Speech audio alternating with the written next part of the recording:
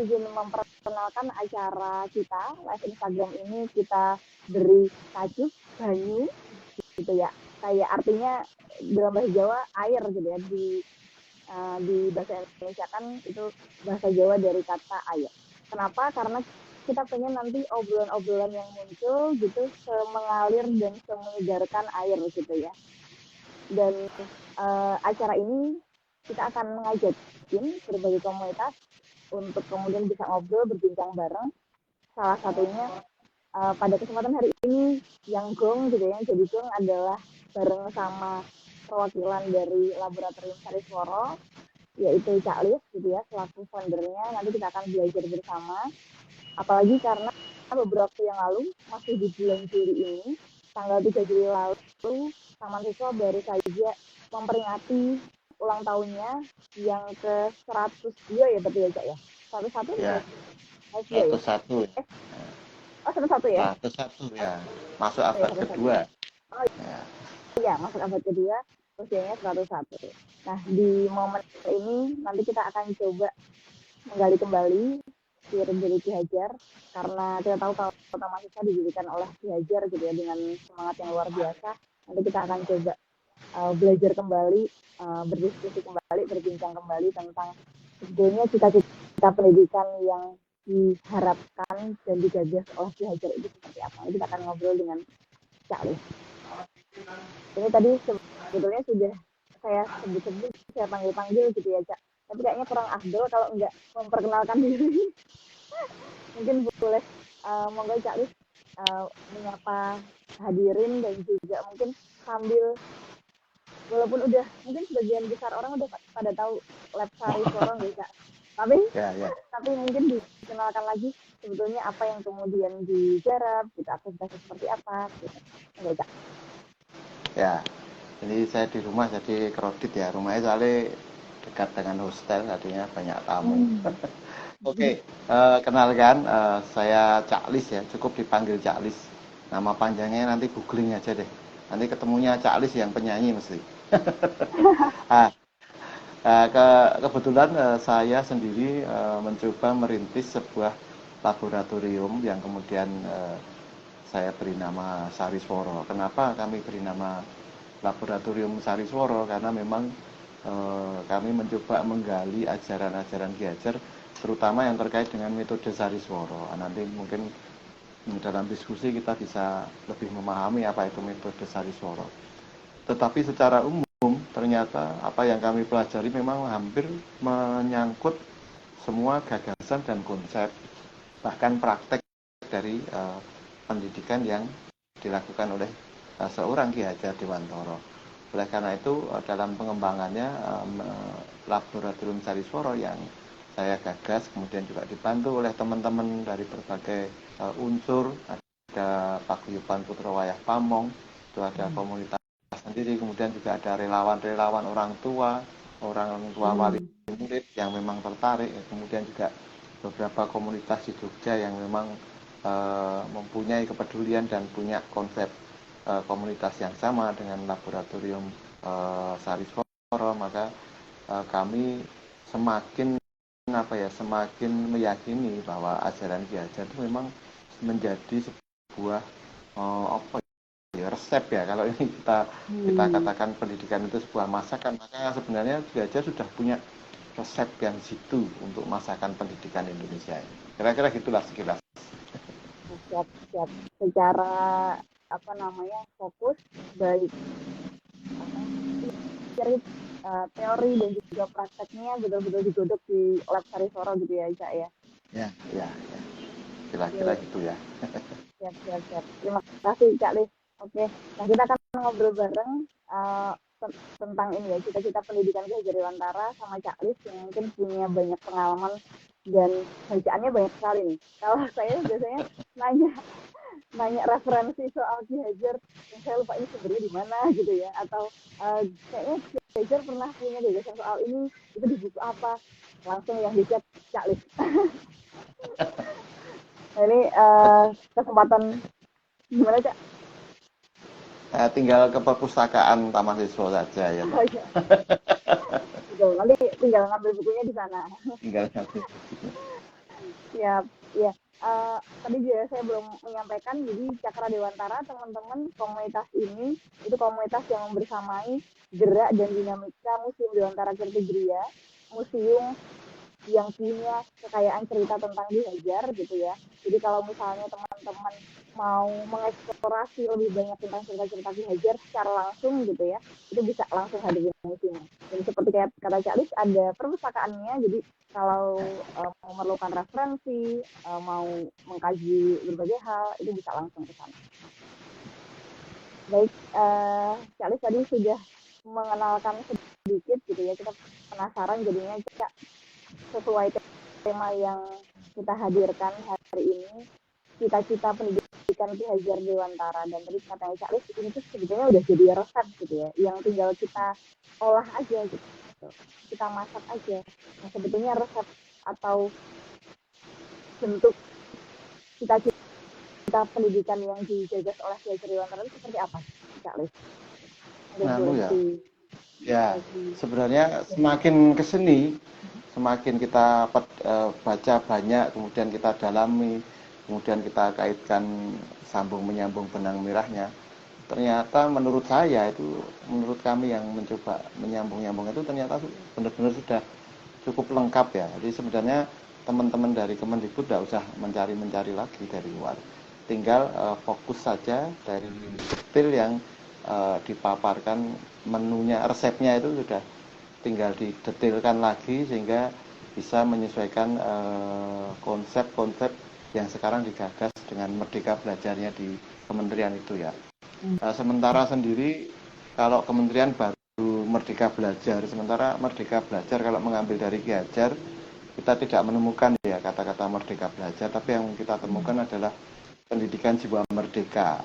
Ya, ada banyak yang bukan mensalahartikan, tapi pada pemahaman awal memang pendidikan jiwa merdeka itu untuk memerdekakan bangsa Indonesia. Namun ternyata lebih jauh dari itu. Pendidikan jiwa merdeka itu sebenarnya memerdekakan dirinya terhadap belenggu-belenggu apa ya istilahnya, watak-watak yang tidak baik, yang bisa memperburuk atau mempengaruhi watak-watak baik manusia, sehingga yang muncul bukan manusia utama tapi malah mungkin nanti manusia yang membuat banyak kerugian di muka bumi ini. Nah ini kan kaitannya cukup tinggi ya. Artinya Ki Hajar itu sudah menyiapkan konsep-konsepnya itu menyeluruh. Memang untuk menyiapkan lahirnya sebuah bangsa, karena dulu kan memang Ki Hajar mencoba menerapkan pendidikan jiwa merdeka itu kan untuk memerdekakan bangsanya. Lalu apa yang harus disiapkan? Ternyata pendidikan jiwa merdeka yang sekarang diadopsi menjadi jiwa merdeka belajar itu adalah poin utama bagaimana beliau mencoba memerdekakan, menyiapkan bangsa ini atau bangsa Indonesia itu untuk memiliki SDM unggul yang tidak hanya cerdas intelektualnya tapi juga cerdas budi pekertinya, istilahnya sekarang karakternya itu, kira-kira gitu Mbak, untuk pemantik awal ya. Ya, jiwa merdeka gitu ya Cak Lis ya. Ini kayaknya sering muncul istilah-istilahnya di buku pendidikan juga ya, kalau saya baca istilah-istilah di buku apa kumpulan tulisan-tulisan karyanya Ki Hajar ya, jiwa merdeka. Cita-cita pendidikan ini yang digagas oleh Ki Hajar, menurut Cak Lis masih relevan nggak Cak Lis? Kemudian kalau misalnya sangat relevan ya, masih sangat relevan, bahkan malah belum dimaksimalkan ya, mungkin baru dilirik kemudian diambil sejumput. Jadi resepnya itu baru diambil sejumput saja. Katakanlah kalau ini kita punya 4 bumbu ya dalam resepnya. Nah, kita gambarkan 4 bumbu, ternyata yang diambil itu baru salah satu bagian dari satu bumbu. Padahal Ki Hajar punya 4 bumbu. Kalau boleh saya ibaratkan seperti itu, kira-kira resep pendidikan yang sudah disiapkan Ki Hajar itu ada 4 bumbunya, yaitu sistem Among, di mana sistem Among itu di dalamnya ada jiwa merdeka tadi itu. Jadi konsep jiwa merdeka itu hanya salah satu bagian dari sistem Among. Nah, kemudian di bagian lain dari sistem Among itu ada Tutpuri Handayani, jiwa merdeka. Kemudian nanti juga ada menjadi fokus utama dari tujuan yang dalam sistem Among adalah menjadi manusia yang memberi manfaat. Kemudian di bawahnya lagi dalam pendidikan dalam sistem Among itu ditegaskan kalau intelektualitas, kecerdasan itu sekedar alat. Jadi bukan tujuan, tapi alat untuk mencapai tujuan. Tujuan menjadi manusia bermanfaat. Alatnya dengan kecerdasan. Nah itu sistem Among. Baru satu yaitu sistem Among. Padahal ada 4 bumbu, baru 1 bumbu. Nah, bumbu yang kedua adalah sistem Paguron. Sistem Paguron itu kalau kita terjemahkan secara bebas ya memindahkan cinta kasih keluarga ke dalam sekolah atau di kelas-kelas sehingga guru pamong itu memiliki perasaan cinta kasih yang sama kepada siswanya seperti kepada anak-anaknya. Kira-kira seperti itulah. Kemudian yang ketiga, bumbu yang ketiga itu atau dikatakan sistemnya adalah sistem trisentra. Nah, trisentra ini adalah sistem yang membangun komunitas agar orang tua pun mendukung kegiatan pendidikan anak untuk menjadi manusia bermanfaat. Ingat ya.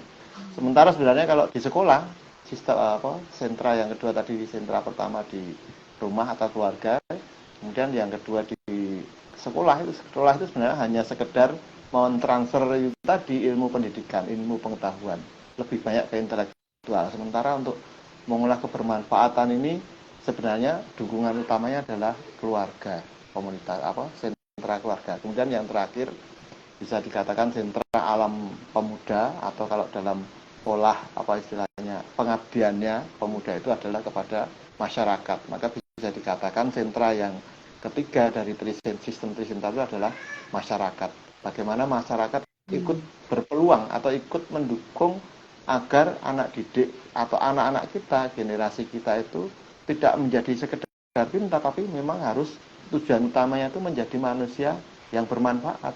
Manusia bermanfaat itu apa toh? Manusia yang trihayu ya, yang bisa merawat dirinya sendiri, mandiri dengan dirinya sendiri. Yang kedua adalah bisa merawat bangsanya, karena ini tingkatan ya. Kalau dia sudah bisa merawat dirinya, maka dia bisa bermanfaat untuk dirinya, maka dia bisa memberi manfaat untuk orang-orang sekitarnya, untuk warga sekitarnya, untuk RT-nya, untuk RW-nya, untuk provinsinya misalkan. Kita naikkan lagi ya, untuk pulaunya, perwakilan pulau, atau kita ningkatkan lagi untuk bangsanya.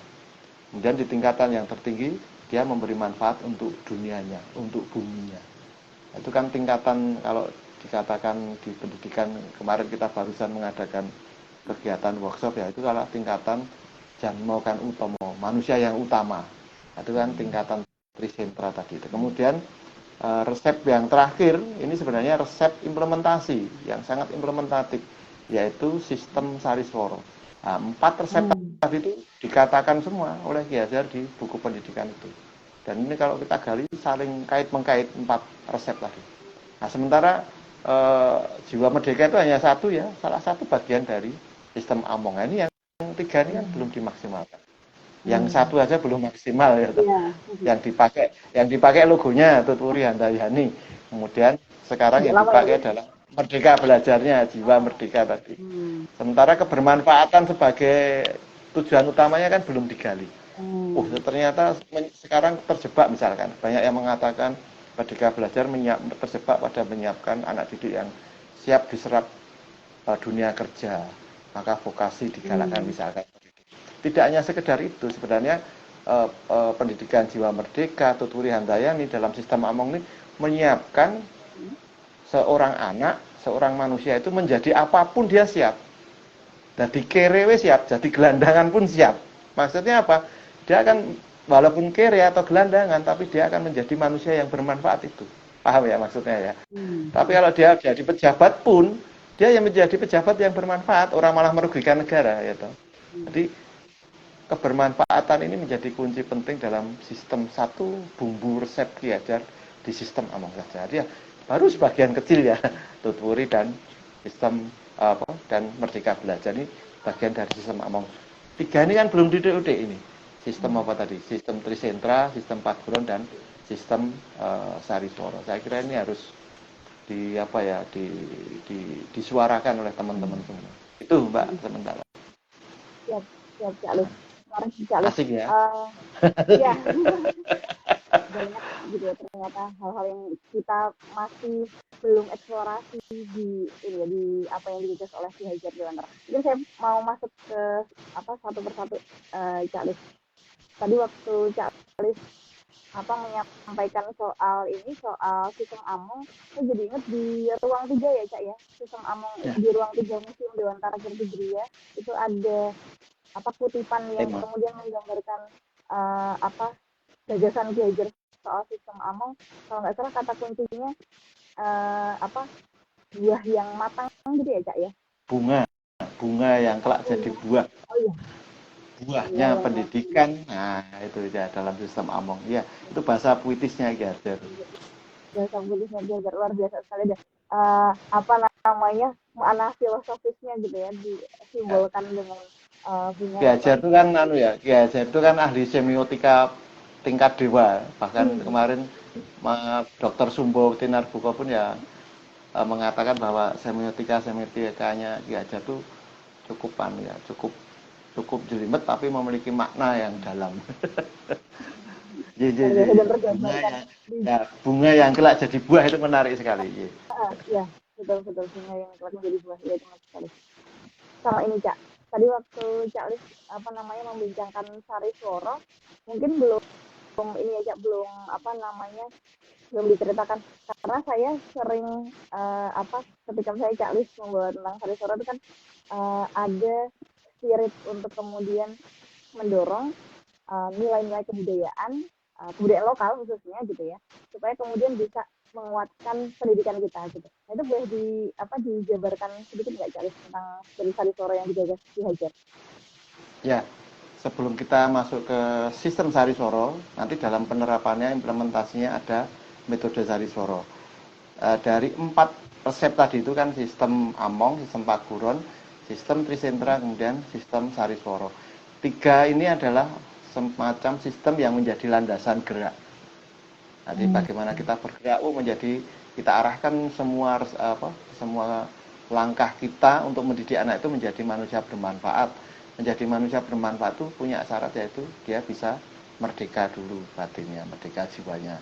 Kemudian dia didorong oleh Pamong dengan cara tuturi handayani, secara mandiri, karena dia pengen merdeka ya dia harus didorong dengan mandiri. Tidak kita di depan terus, tapi kita juga banyak mendorong. Kemudian yang kedua, landasan gerak sistem Paguron kan bagaimana memindahkan rasa cinta kasih keluarga ke sekolah. Itu kan landasan ya. Jadi bagaimana atau kita membuat format sekolah itu kayak di rumah. Anak-anak kita, jadi landasan semangat para pamong guru menjadikan anak-anak siswa di sekolah itu anak-anak saya beneran. Maka dulu kalau di Taman Siswa kan ada kewajiban anak-anak pamong itu sekolah di Taman Siswa, sehingga dia tidak bisa membedakan jadi pendidikannya dia tidak bisa membedakan mana anaknya dan mana anak orang lain, sehingga dia harus menjadikan semua itu anaknya, kira-kira itu dulu. Kemudian di spirit yang kedua, landasan gerak yang ketiga adalah sistem Trisentra tadi, menciptakan komunitas. Nah, satu-satunya yang menjadi gerakannya, aksinya, yaitu di sistem Sari Sworo, di mana sistem Sari Sworo itu nanti akan muncullah yang diberi nama oleh Ki Hajar metode Sari Sworo. Nah, metode Sari Sworo itu sebenarnya jangan dikatakan hanya menari, nyanyi, nutuk gamelan, karawitan ya. Kan kelihatannya kayak Jawa sentris banget ya. Walaupun kita harus deteksi juga di luar pulau yang lain itu banyak sekali kesenian-kesenian lain yang memiliki kesamaan yang bisa dipakai untuk mendidik anak seperti dikatakan Ki Hajar di Jawa. Tapi karena kebetulan Taman Desa pusatnya di Jawa, maka yang berkembang pertama di Sari Sworo itu adalah kesenian di Jawa. Tetapi kalau kita tarik lebih jauh lagi, ada tulisan Ki Hajar yang mengatakan kalau ini quote-nya Ki Hajar, kalau kita ingin mendidik rasa Bhinneka Tunggal Ika dari generasi atau dari anak-anak kita, maka kita harus menyerap kebudayaan lokal yang ada di tiap-tiap daerah sebagai materi. Ini kira-kira bahasanya seperti itu, sebagai materi untuk pendidikan. Maka dalam sistem Sari Sworo yang memakai metode Sari Sworo, bagian dari kebudayaan yang paling melekat bisa mengolah hati, bisa mendidik hati, Ki Hajar memakai kesenian. Kenapa kesenian bisa mendidik hati? Karena di bagian kebudayaan yang banyak atau paling besar dominasinya dalam mengolah keindahan rasa dan kehalusan rasa itu ada di kesenian. Nah ini maka metode Sariswara yang digagas Ki Hajar itu memakai kesenian lokal di masing-masing daerahnya. Bahkan bahasa bukan menjadi bagian dari objek kebudayaan juga. Kalau Kementerian sudah menentukan 10 objek kebudayaan, diantaranya kesenian juga menjadi bagian, kemudian bahasa daerah juga menjadi bagian dari objek kebudayaan. Nah, bahasa pun karena dalam kesenian kita memakai seni sastra, maka bahasa yang indah di masing-masing daerah itu juga menjadi kunci untuk mendidik budi pekerti yang berbhinneka tunggal ika. Jadi bukan budi pekerti yang merasa dirinya paling bagus, bukan, tapi berbhinneka tunggal ika. Budi pekerti yang menyadarkan bahwa kita itu bagian dari kebudayaan daerah-daerah yang ada itu, bagian dari kebudayaan bangsa Indonesia yang besar ini. Jadi ini sebenarnya kunci persatuan yang hakiki kalau kami lihat di Sariswara ya. Kenapa kok kita bingung ya menyatukan tupi atau apa terus muncul kebudayaan yang satu, tidak, tapi rasanya yang dididik, kesadarannya yang dididik, dan itu justru dipakai Ki Hajar melalui seni budaya daerah lokalnya itu, kesenian lokalnya. Kan kesenian banyak ya, tidak hanya tari. Kesenian ada 4 ya, seni sastra tadi di bahasanya, ada puisi, keguritan, ada literasi, ada hal-hal lainnya itu terkait bahasa. Kemudian ada seni gerak, di mana ada seni tari, seni drama, kemudian ada seni rupa. Seni rupa ini lebar sekali, kita bisa lihat tidak hanya melukis, tidak hanya patung, tapi di video, di audio visual itu juga seni rupa. YouTuber itu kan juga termasuk punya seni, jiwa seni. Multimedia itu juga harus ada seninya. Kemudian yang terakhir adalah seni rupa, seni yang terakhir itu seni suara. Ya, seni suara. Seni suara ini penting sekali karena ada teori yang diserap Ki Hajar bahwa kalau suara itu ternyata larinya tidak ke akal intelektual, tapi langsung masuk ke hati. Lain dengan visual mata ya. Mata itu masih menimbang-nimbang. Oh ini warnanya apa ya? Kita lihat lukisan deh, sama-sama mengolah hati ya. Oh kita nonton lukisan itu kan tidak langsung masuk ke hati, tapi ditimbang-timbang oleh mata dulu. Oh ini warnanya merah, wah ada kuning, wah ada hijau. Oh ternyata perpaduannya indah, baru masuk ke hati. Tapi kalau suara nggak lewat mata, nggak lewat pikiran, nggak ada penimbangan. Ini piye tapi dia langsung, enak sekali ya musik ini.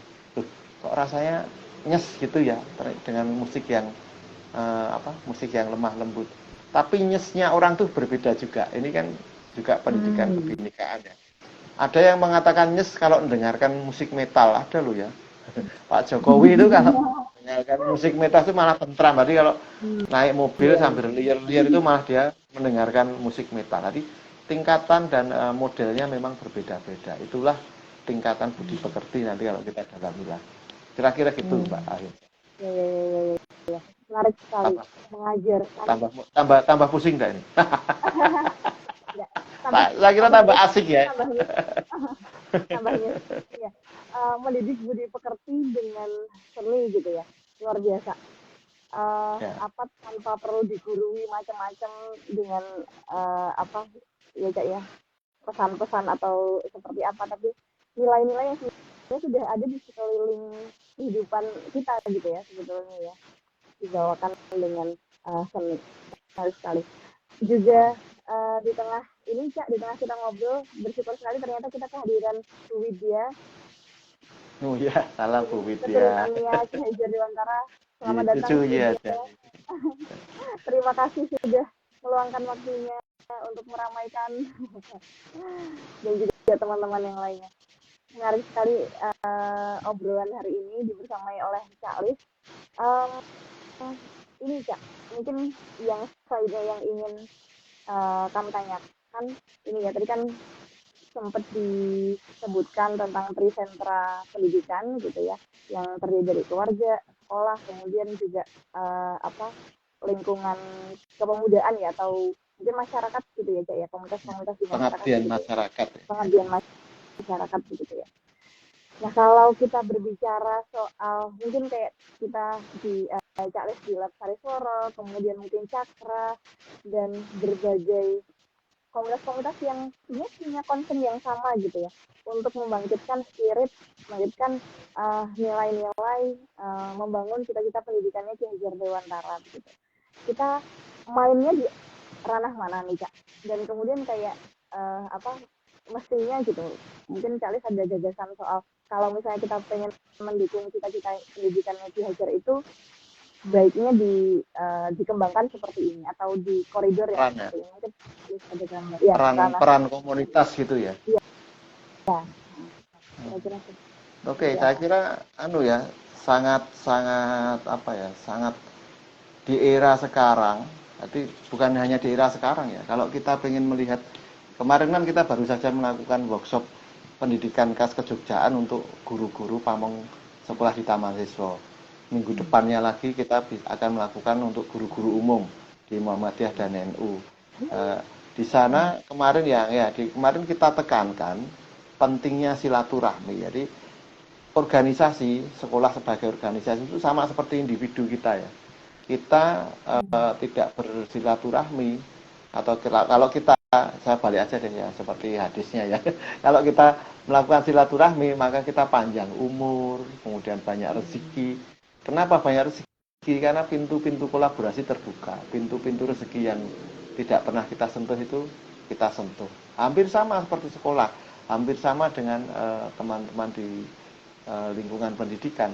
Bagaimana bisa menyentuh pintu-pintu silaturahmi yang ada di komunitas-komunitas. Nah, kalau ternyata mereka ada konsen yang berbeda, maka teman-teman komunitas ini punya porsi untuk menyentuh mereka. Toh sama ya, komunitas kan juga organisasi. Tapi bagaimana sesama organisasi kita siapa yang bisa aktif bersilaturahmi, itu maka akan saling membukakan rezeki dan memperpanjang umur. Nah, bisa jadi sekolah yang jalan silaturahmi itu ya siap-siap akan ditutup, siap-siap tidak banyak rezekinya, itu karena kan kekurangan silaturahmi. Dan sekarang kalau kita kaitkan dengan kata-kata modern, kata-kata yang kekinian ya kolaborasi. Maka siapa sekolah yang bisa berkolaborasi itu adalah sekolah yang bisa mengembangkan dirinya lebih maksimal. Karena apa? Karena dengan berkolaborasi kita akan menurunkan tensi kerja kita. Sebagian kerja di guru pamong di sekolah itu bisa diserap atau bisa dibantu teman-teman komunitas yang ada di sekitarnya. Maka kemarin di workshop itu saya menekankan yang pertama tugas sekolah itu apa? Memiliki hotline nomor WA komunitas-komunitas SDIY. Saya bilang gitu. Sehingga mereka kalau nggak tahu tanya. Bahkan kemarin kami dari narasumber dari Paguyuban Putra Wayah Pamong yang sudah berkolaborasi tidak hanya di lokal DIY, juga di Nusantara. Dia juga punya sekolah-sekolah kampung di berbagai pulau, bahkan didukung oleh komunitas dari luar negeri, internasional. Nah, ketika kita hanya ngambil satu link orang itu, katakanlah satu lembaga itu, maka kita bisa punya link-link di belakangnya. Baik link itu komunitas nasional dan komunitas internasional. Ini yang namanya tadi itu rezeki yang dibukakan, yang tidak pernah kita sentuh, begitu kita sentuh dia akan terbuka. Nah, peran komunitas akan sangat besar di situ. Kenapa? Misalkan ya guru-guru proses sekarang kan kurikulum merdeka atau katakanlah proyek P5 ya. P5 kan yang sekarang banyak plesetannya, seolah-olah saling berebutan mewah-mewahan, megah-megahan, pentas megah di panggung dengan sebenarnya bukan itu, bahkan itu kan nanti akan merembet ke biaya dan lainnya yang akan menimbulkan masalah. Sebenarnya kan adalah proses ya, bagaimana komunitas bisa melakukan proses. Contoh yang sederhana ini terkait kesenian juga, tapi juga terkait penggunaan watak. Kalau di Jogja kan dulu ya dalam tanda petik ada istilah klitih itu ya, sekarang kan nggak boleh jadi klitih, diganti kejahatan jalanan gitu ya. Atau kalau dulu sering kita juga amati yang tawuran ya. Nah, ternyata komunitas punya peran. Contoh yang paling besar adalah ini fakta yang pernah dilakukan komunitas alumni di sekolah Taman Madya Ibu Pawiatan itu selalu sering tawuran dengan komunitas sekolah lain. Nah, ketika dua sekolah ini kemudian diinisiasi oleh alumninya bertemu, mereka kemudian menginisiasi melakukan latihan teater bersama dan membentuk grup ini loh apa? Vokal grup bersama. Dua kegiatan. Dan ini dilatih rutin terus-menerus. Yang paling penting adalah prosesnya. Ada yang nggak bisa seni, ada yang nggak tahu peran, ada yang nggak bisa menyanyi, maka dikasih porsi lain. Oh, kamu bisa ngitung duit, nah kamu jadi bendaharanya. Oh, kamu bisa foto ya, ya kamu yang nanti dokumentasi foto. Kamu video. Aku cuma nggak bisa apa-apa ya, gulung kabel bisa tahu ya, gulung kabel baik. Jadi semua anak mendapat peran yang awalnya mereka gontok-gontokan ketika disatukan dalam sebuah proyek. Nah, sebenarnya P5 itu kan seperti itu, bagaimana disatukan dalam sebuah proyek. Dan ini ajarannya Ki Hajar, maka di dalam pendidikan Ki Hajar ada drama-drama Langen Sarito, ada pendidikan drama-drama yang ketika kita kelulusan itu diujikan. Di dulu saya itu di SD Taman Iswa itu ujiannya ada ujian drama, ujian baca puisi, nah, itu ada. Sehingga ini kan nanti akan menerapkan, ya ada. Bahkan tari klasik itu kita sampai malam itu kita ujiannya, sampai maghrib tari klasik. Dulu loh ya, sekarang saya nggak tahu ya. Nah ini kemudian hal-hal ini kan meresap ya. Nah, bagaimana dua sekolah ini nanti kemudian dia mementaskan itu bersama dan alhamdulillah itu menisbikan permusuhan yang terjadi. Sampai sekarang sudah nggak ada lagi berita Taman Madya, SMA Taman Madya IB itu bermusuhan dengan sekolah itu, sudah tidak ada lagi. Nah, saya kira pengembangan model kesenian, kemudian dalam pengolahan peran komunitas itu akan sangat punya peran asal memiliki satu kesamaan.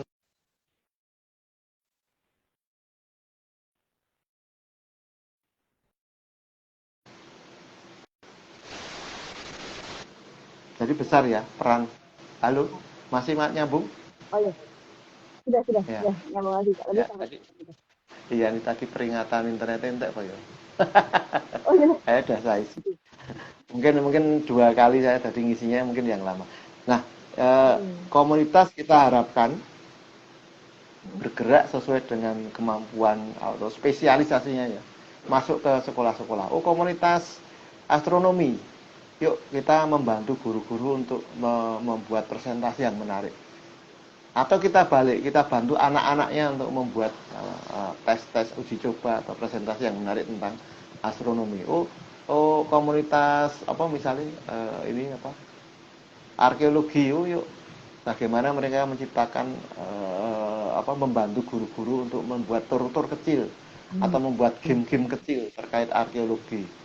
Dan masih banyak lagi komunitas penggemar board game. Nah, banyak ada juga tuh board game. Game tapi dengan memakai board itu. Jadi teman-teman yang bergerak di komunitas itu bisa aktif masuk ke sana. Kalau sekolahnya nggak aktif, ya kita akan bagus lagi kalau komunitas punya kelompok yang istilahnya menyatukan komunitas itu, kemudian kita menawarkan ke sekolah-sekolah untuk melakukan pendampingan atau memberi materi-materi tambahan.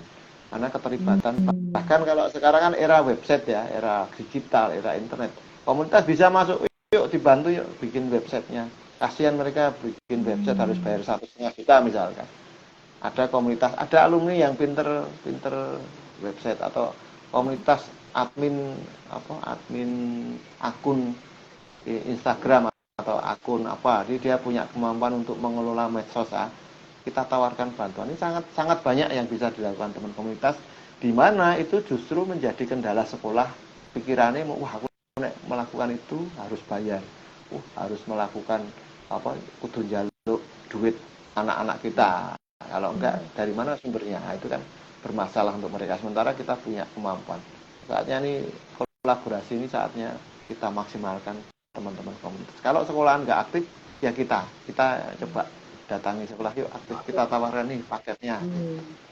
Itu kira-kira kalau saya.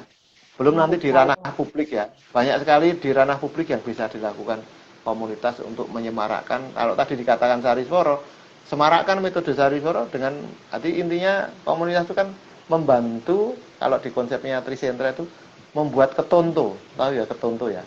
Ketonto ya apa ya? Apa tuh? Makin gini apa ya teranu itu loh, terbayang terngiang-ngiang selalu. Jadi pelajaran itu kan harus ditempelkan lekat selalu ya. Oke, saya ajari anak saya dengan unggah-ungguh, maka keluarga juga nembak unggah-ungguh, sekolah nembak unggah-ungguh, komunitas juga nembak unggah-ungguh. Misalkan kemarin saya contohkan di workshopnya itu, sekolahan punya program derek langkung kulon nuwun, misalkan matur nuwun. 3 itu harus dihafalkan dengan gerakan. Maka di rumah orang tua juga punya, oke, saya bikinkan program derek langkung kulon nuwun. Agar ini bisa nyambung dengan sekolah, yuk digawe videonya dikirim ke sekolah. Anak-anak sedang proses belajar derek langkung, video di-share ke medsos. Kemudian teman-teman dari influencer atau dari komunitas, kok ada yang begini tuh, tak gawe lagu nih, misalnya ada yang manajemennya Cak Nan misalnya, atau manajemennya Cak Lis, ada yang Cak Lis yang nyanyi loh ya. Itu bisa. Jadi dia membuat derek langkung kulon nuwun unggah-ungguh dengan lagu koplo misalnya, kan lebih membuat anak tertarik. Maka ketika ditembak tiga Trisentra ini kan anak-anak sudah terkepung. Apalagi nanti ditambahi baca puisi di rutin, misalkan komunitas Cakra baca puisi rutin di Museum Halaman Pendopo atau Museum Dewantara, atau tidak di sana deh, yuk Cakra Dewantara baca puisi rutin di titik nol. Wah, kita ngumpulkan terus, itu menjadi rutinitas yang selalu dilakukan. Maka yang penting kan konsisten itu akan membuat ketuntunya itu akan sangat mendalam, sehingga kita secara tidak langsung juga mendidik anak-anak untuk menyediakan. Jadi kalau banyak konten negatif yang mengelilingi anak, pikiran anak, visual anak, pendengaran anak, panca indera anak dikelilingi dengan konten negatif, maka kita di komunitas masyarakat punya kewajiban mengimbangi, menyediakan konten positif. Di titik sana, di titik sini, di bagian mana dia bisa terpengaruh suara, mata, panca inderanya bisa diimbangi dengan konten positif. Nah, itu tugasnya komunitas. Kira-kira gitu. Ya, menarik sekali, luar biasa. Ini tadi ini ya poin utamanya silaturahmi, tapi Cak Lis luar biasa sekali menjelaskannya sampai ke prakteknya. Ya, terima kasih Cak Lis. Kekuatan silaturahmi. Orang mau teori, jadi kita harus bisa praktek ya. Ya. Ini kenapa jadi mewah mengundang Cak Lis itu karena itu, karena secara teori dan praktek jalan sama. Siap. Terima kasih Cak Lis. Silaturahmi, kolaborasi itu bisa kemudian membuat ini ya gerakan-gerakan yang lebih sinergis gitu ya. Apa yang kita upayakan bisa betul-betul optimal gitu. Ini nggak kerasa, Cak, ternyata waktunya cepat sekali ya berlalu. Tadi saya mikir kayaknya siap-siap beberapa pertanyaan, tapi ternyata kok udah mau 1 jam. Ini sambil saya mungkin menanyakan satu daftar pertanyaan saya terakhir, boleh sekali kalau nanti di sini teman-teman sahabat museum ingin juga terlibat dalam diskusi, mau bertanya atau mau menanggapi sesuatu, berbagi perspektif, boleh sekali ya, monggo. Jadi ruang kita bareng-bareng. Ini karena ini Kak, kita barusan tadi yang saya sampaikan barusan memperingati ulang tahun Taman Siswa, begitu agaknya dari Cak Lis gitu ya, selaku juga yang mungkin sangat concern dengan apa yang kemudian diperjuangkan oleh Yajar Dewantara untuk Taman Siswa juga. Kira-kira apa ya Cak yang jadi refleksi di 101 tahun usia Taman Siswa ini, yang ini bisa jadi spirit kita untuk ayo kita menggarap ini gitu, mulai dari usia tahun ini gitu. Ada nggak Cak? Banyak ya. Apa ya mulai menggarap sudah dari kemarin ya, kita garap ya. Tapi gini, apa yang ya kalau secara internal tadi kan kita juga ikut rakor dengan teman-teman di internal Taman Siswa ya. Jadi secara internal ada 3 kunci ya, yang sebenarnya tadi sudah dirangkum di silaturahmi. Tapi kalau kita buat detail sedikit ya, kuncinya di literasi, komunikasi, dan kolaborasi. Jadi kalau internal ingin maju, ada 3 syarat itu ya. Ya ilmu itu kan lawan sastra ngestimul ya. Jadi bagaimana kita lawan sastra itu tidak hanya sekedar sastra yang indah-indah, tapi membaca literasi yang menjadi sumber. Jadi kalau kita mau mengetahui ajaran Ki Hajar ya harus kita baca ajaran Ki Hajar. Jangan malas. Kalau kita malas ya jenenge wong malas mengatakan kuncinya syaratnya 3 kalau kita ingin kerjasama ya literasi, komunikasi, dan kolaborasi ya. Nah, kalau untuk keluar otomatis kalau dari teman-teman ingin membantu Taman Desa, saya kira ada 3 unsur di Taman Desa yang bisa disupport, yaitu yang pertama memang Majelis Luhur sendiri, di mana Majelis Luhur itu kegiatan kebudayaannya hanya sebagian yang di pendidikan, tapi harusnya di luar pendidikan juga harus memiliki kegiatan yang lain. Nah, salah satunya yang sudah jalan di museum ya. Di museum itu silahkan teman-teman memanfaatkan, memaksimalkan diri di komunitas-komunitas yang ada. Sementara ada 2 lembaga lagi yang ada di dalam Taman Desa perguruan tadi, yaitu Badan Pusat Wanita Taman Desa. Nah, wanita Taman Desa itu mencakup kegiatan keputrian ya, lebih kegiatan keputrian. Misalkan teman-teman komunitas mau mengajak kegiatan workshop reproduksi misalkan, bisa kontak wanita Taman Desa.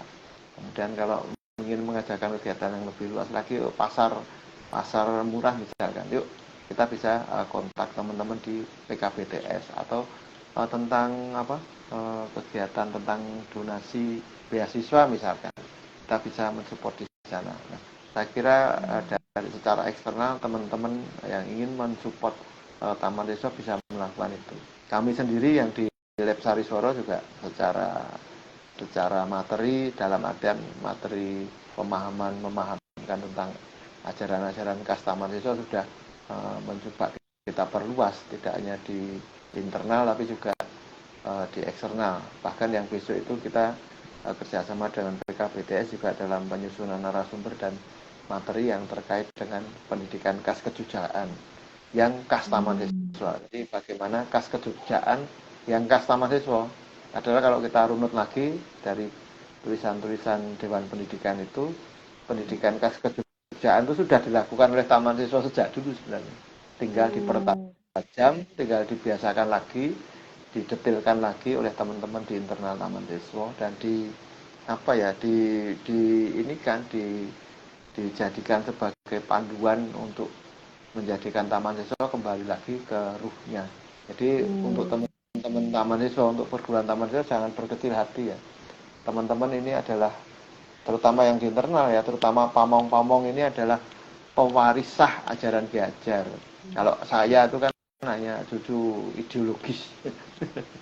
Artinya di luar koridor sebagai pewarisah ajaran Ki Hajar. Walaupun jadi ya enggak gitu banget karena saya dulu sekolah di Taman Desa yang bayar ya toh. Artinya ajaran Ki Hajar memang sudah nempel ketika kami sekolah di sana. Diajarkan secara sengaja di sana. Maka kami kan menjadi cucu-cucu ideologis. Menurut saya nih Mbak Widya. Itu kali Mbak Widya nanti. Artinya ketika kita melakukan kegiatan itu ya karena kita sudah terlanjur diberi mandat ajaran-ajaran Ki Hajar ya, mau tidak mau harus kita sebarkan ya.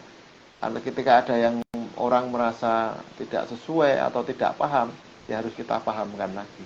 Kalau kita sendiri nggak paham, lah wong pewarisnya Ki Hajar kok nggak paham ya, harus belajar lagi, harus membaca lagi. Lawan Sastra Ngesti Mulya yang menjadi gaung 101 Taman Siswa kemarin kan Lawan Sastra Ngesti Mulya ya. Padahal itu kan kalau diartikan kan 1922, tapi kalau diartikan secara semiotika ya ilmu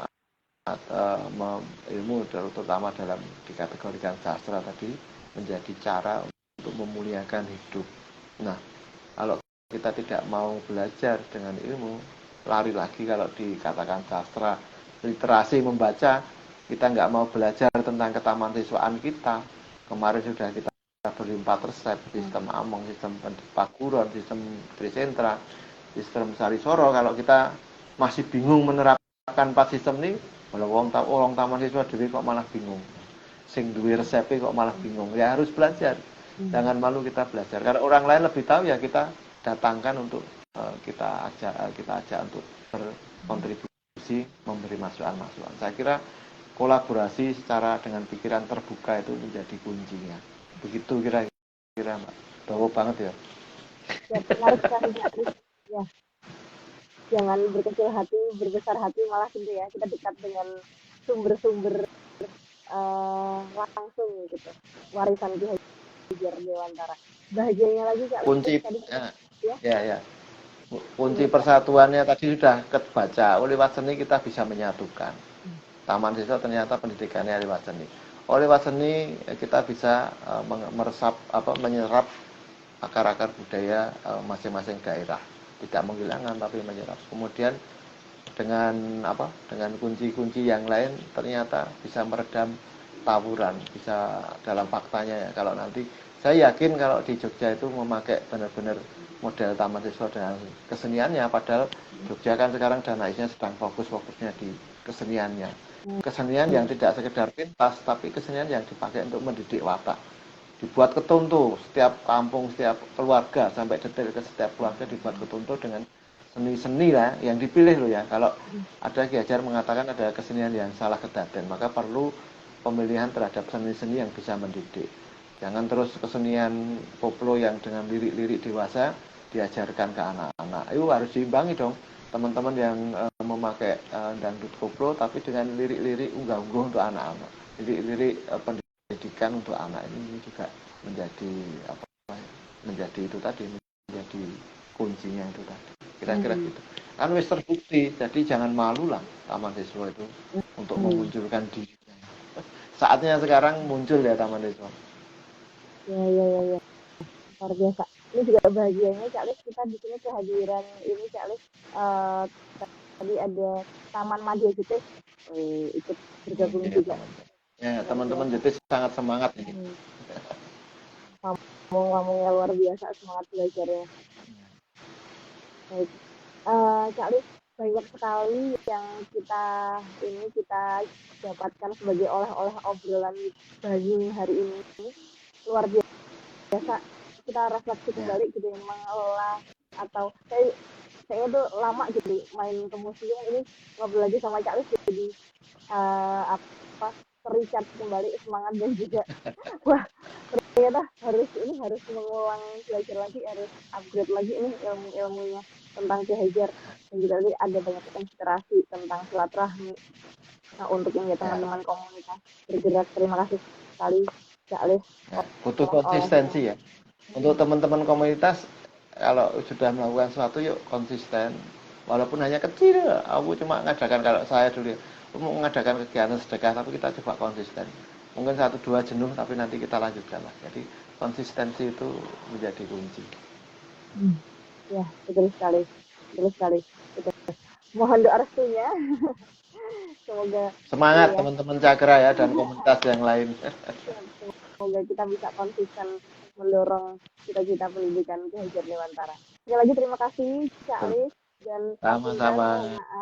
Kalau ada kurangnya dalam bersamai sahabat museum sekalian yang sudah bersamai, terima kasih juga yang sudah meramaikan beberapa ini ya perspektif di kolam chat. Terima kasih dan sampai jumpa di acara Banyu yang akan berlangsung minggu depan. Siapakah narasumbernya dan apa yang dibahas nantikan di Instagramnya. Terima kasih. Ya, semangat. Ayo udah nonton ya Bayu. Siap. Salam dan bahagia Cak Lis. Salam. Sahabat museum. Lihat itu. Baik. Terima kasih. Mohon maaf kalau ada kesalahan teknis tadi ya. Mohon pamit Ji. Cak Lis. Assalamualaikum. Terima kasih teman-teman semuanya. Sampai jumpa.